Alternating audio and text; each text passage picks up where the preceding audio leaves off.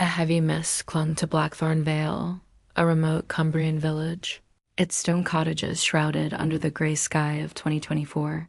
A palpable unease hung in the air, rooted in a chilling warning. What I saw in the mirror wasn't me. This terror stemmed from Agnes Moor, a 17th century seamstress whose spectral doppelgänger haunted reflections. The story begins with Emily Stone, a 34-year-old baker, who glimpsed a twisted version of herself in her mirror last month. 3 days later, she returned home, eyes hollow, and smothered her parents with a pillow before vanishing. "It wasn't me," she'd whispered. The village trembled, for this was the third such horror in weeks. Henry Ward, a 35-year-old photographer with a thriving YouTube channel, HS Horror Story, had long been drawn to the uncanny. His haunting visuals had built a loyal following, and he persuaded his friend Sam Carter, a 33-year-old lighting technician, to join him. "This could be groundbreaking for HS Horror Story," Henry said, setting up his camera in their rented cottage, its mirrors covered with cloth. Sam adjusted his lights, uneasy. Or another like that haunted mill. But the grainy video of Emily's rampage, pillow streaked and frantic, shifted his view.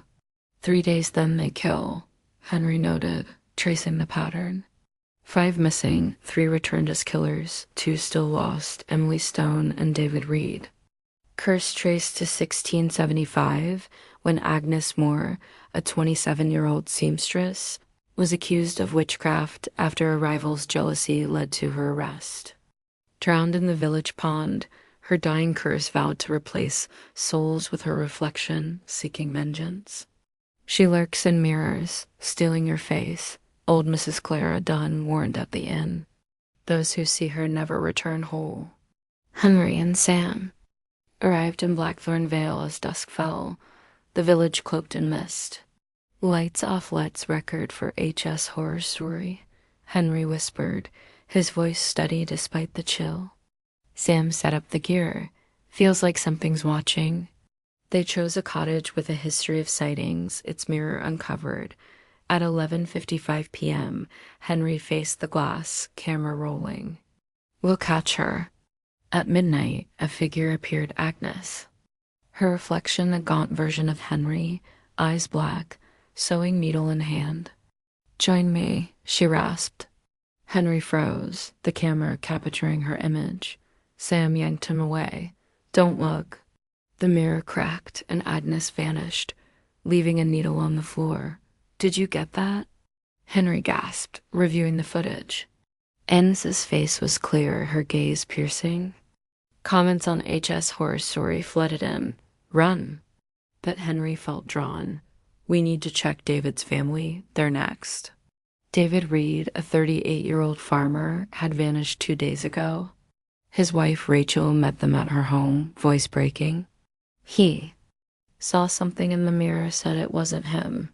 Now he's gone. Henry promised to help. Rachel recalled David's last call. "A woman sewing my face." Henry's blood ran cold. Agnes. Blackthorn Vale buzzed with fear. The mirrors. "Take them 3 days, then they kill," a shopkeeper muttered. Henry researched the 1675 trial, Agnes's drowning, the village's cover-up, and a journal hinting at a mirror shrine. "She wants her reflection back," Sam theorized. The probe loomed large. The village's recent horrors painted a grim scene. Emily Stone's rampage had left her bakery a tomb, her pillows stained with her parents' blood.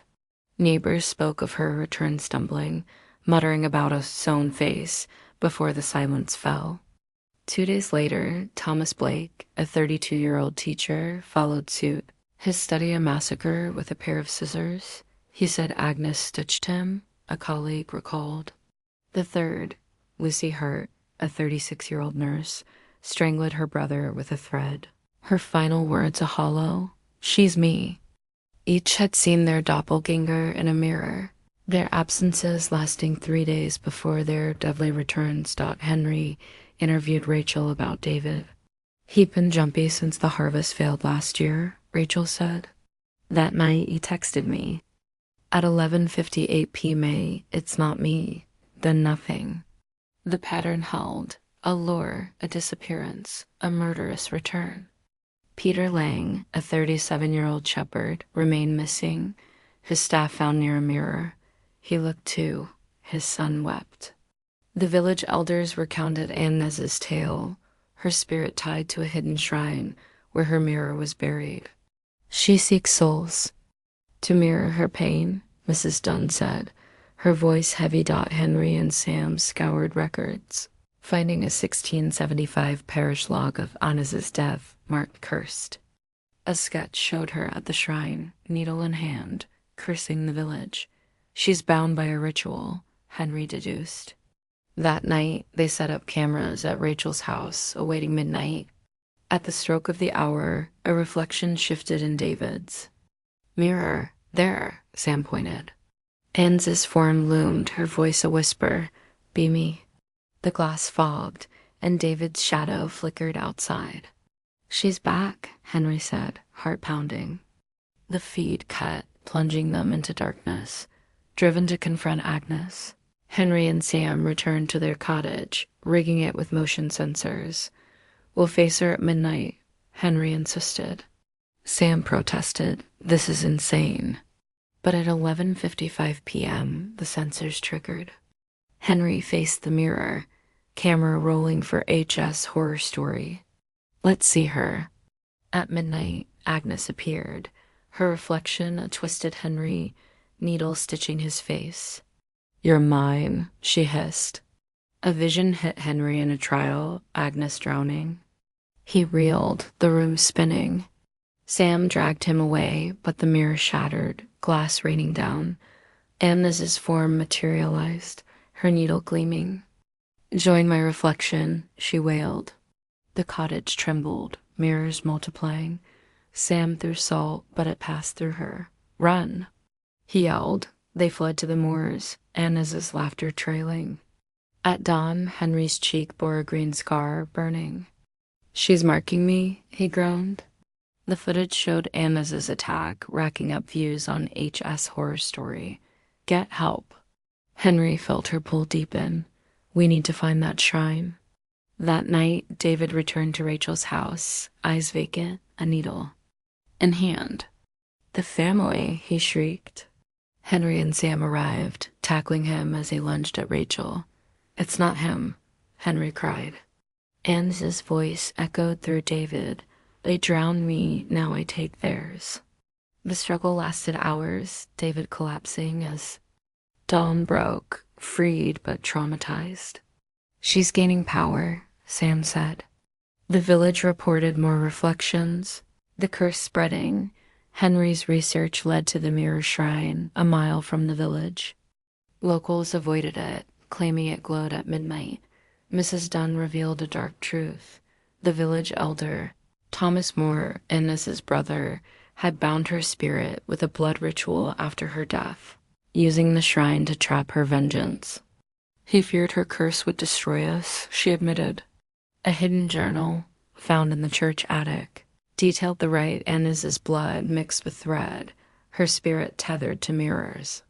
We need to break it, Henry said. The shrine, overgrown. With thorns, bore cracked mirrors on stone walls. At dusk, they explored, finding a buried chest with Agnes's sewing kit inscribed with her name. This is the key, Sam said.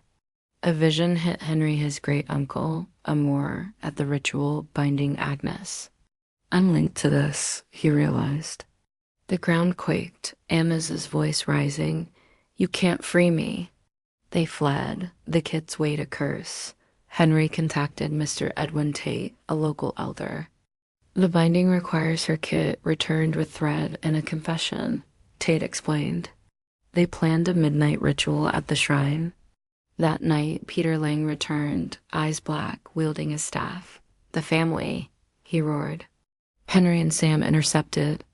Him at his son's home, subduing him as Tate chanted. The kit glowed, Agnes's form appearing. Confess the Moor's sin, Tate demanded. Henry, trembling, recited the drowning. The shrine flooded with mist, thread burned, and Agnes's scream rent the air. Peter collapsed, freed, but her presence lingered. The ritual weakened Agnes, her form fading as the kit sank into the earth. Henry, scarred but alive, vowed to watch Blackthorn Vale. The curse is lifted, but she's not gone, Tate warned. The village exhaled, yet mirrors remained a source of unease. Tune in for more every day on HS Horror Story. Subscribe and share.